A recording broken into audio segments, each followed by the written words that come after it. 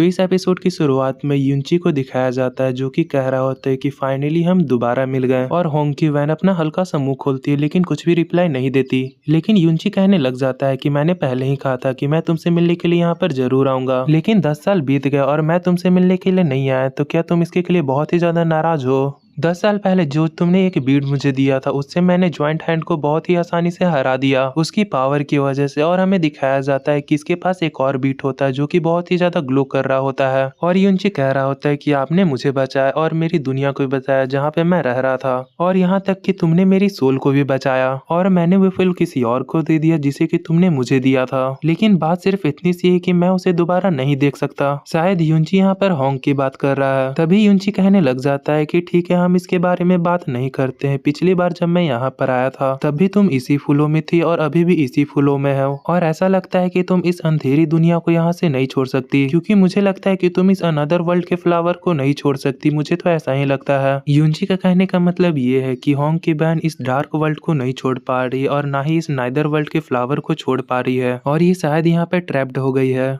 तभी होंग की वैन इस बात को सुनकर थोड़ा सा मुस्कुराती है लेकिन कुछ भी नहीं कह पाती। तभी युनची कहने लग जाता है कि अकेले रहना बहुत ही ज्यादा मुश्किल है एक ऐसी दुनिया पर जहाँ पर सिर्फ डार्कनेस ही है और आपके आसपास कोई नहीं है, आपसे बात करने के लिए भी कोई नहीं है। तुम यहाँ पर बहुत ही लंबे समय से अकेली, और मुझे लगता है कि तुम्हें बहुत ही अकेलापन महसूस होता होगा। और युनची कहने लग जाता है कि क्या तुम जानती हो कि मेरा नाम क्या है? मेरा नाम युनची है और अभी भी मुझे नहीं पता है कि तुम्हारा नाम क्या है। क्या तुम मुझे बता सकती हो कि तुम्हारा नाम क्या है? क्या तुम्हें तुम्हारा नाम याद है? क्या तुम मुझे अपना नाम बता सकती हो? जिस पर होंग की सिस्टर अपना गर्दन नाक की तरफ हिलाने लगती है। इसका मतलब है कि उसे नहीं याद है कि उसका नाम क्या है। और युनची कहने लग जाता है तो ठीक है, मैं यहाँ पर तुम्हारा नाम रख देता हूँ, मैं यहाँ पर तुम्हारा एक नाम रख देता हूँ। और युनची कहने लग जाता है कि तुम बहुत ही समय से डार्कनेस पे यहाँ पर हो, तो मैं तुम्हारा क्या नाम रखूँ? और कुछ देर सोचने के बाद वे कहता है कि यू आर तुम्हारे लिए अच्छा नाम है, और जिससे कि यू आर भी बहुत ही ज्यादा खुश हो जाती है और बार बार अपना नाम लेने लगती है। और यू आर पहली बार बोलती है कि मेरा नाम बहुत ही ज्यादा अच्छा है और मुझे ये नाम बहुत ही ज्यादा पसंद भी है। और यूआर को दिखाया जाता है जो कि बहुत ही ज्यादा खुश होती है और आसमान में चारों तरफ घूमने लग जाती है। और जिसके बाद युनची कहता है कि लाल बाल लाल आंखें, मैं आपसे तुम्हें होंग कहूंगा। और हमें होंग को दिखाया जाता है जो कि कुछ खाते हुए कह रही होती है कि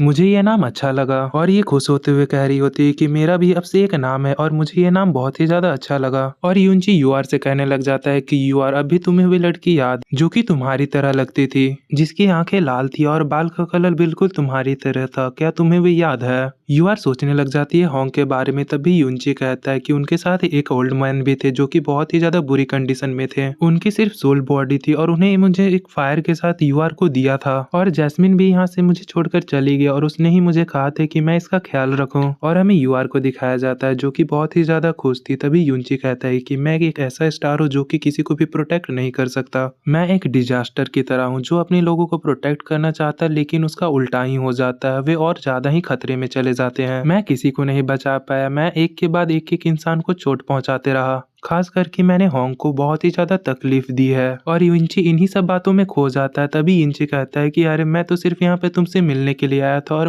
मैं कैसी बातें करने लगा हूँ, मैं तो यहाँ पर अपनी ही दुख भरी कहानी तुम्हें सुनाने लगा हूँ। ऐसा इसलिए शायद क्योंकि तुम होंग की तरह दिखती हो, और जिससे कि मुझे होंग की याद आ गई और मैं अपने आप पर काफी ज्यादा शर्मिंदा हूँ कि मैंने होंग को इतनी ज्यादा तकलीफ दी। और हमें यूआर को दिखाया जाता है जो कि अपना हल्का सा मुंह खोलती है और युनची के पास चली जाती है और युनची के लिए काफी ज्यादा परेशान होती है और युनची का हाथ को पकड़ लेती है। तभी युनची कहने लग जाता है कि आखिर तुम क्या कर रही हो? तभी दिखाया जाता है कि यूआर ने युनची के हाथ पर एक निशान बना दिया है, जिसे देखकर युनची कहने लग जाता है अरे ये तो वो है। तभी दिखाया जाता है कि यूआर पीछे की ओर गिरने लग जाती है, जैसे कि उसकी सारी एनर्जी यहाँ पर खत्म हो गई और वे नीचे की ओर गिर जाती है। युनची होंग के निशान को देखने लग जाता है जिसे कि यूआर ने यहाँ पर बनाया होता है, और युनची कहता है ये तो होंग का निशान है, लेकिन होंग तो यहाँ पर नहीं रही। और हमें होंग को दिखाया जाता है जो कि अंदर शील्ड सो रही होती है, और युनची कहता है कि सच में ये होंग ही है। तभी वहाँ पर वुड स्पिरिट भी आ जाती है और ये इस निशान को देखते हुए कहती है कि मास्टर सच में ये होंग ही है। और युनची यूआर को देखते हुए कहता है कि ये है जिसने कि होंग को यहाँ पर दोबारा बुलाया है। और वुड स्पिरिट भी कहने लग जाती है कि मास्टर इसका चेहरा बिल्कुल होंग की तरह क्यों है, और ये यहाँ पर क्यों है, और यहाँ पर इतनी सारी डार्क एनर्जी भी क्यों है।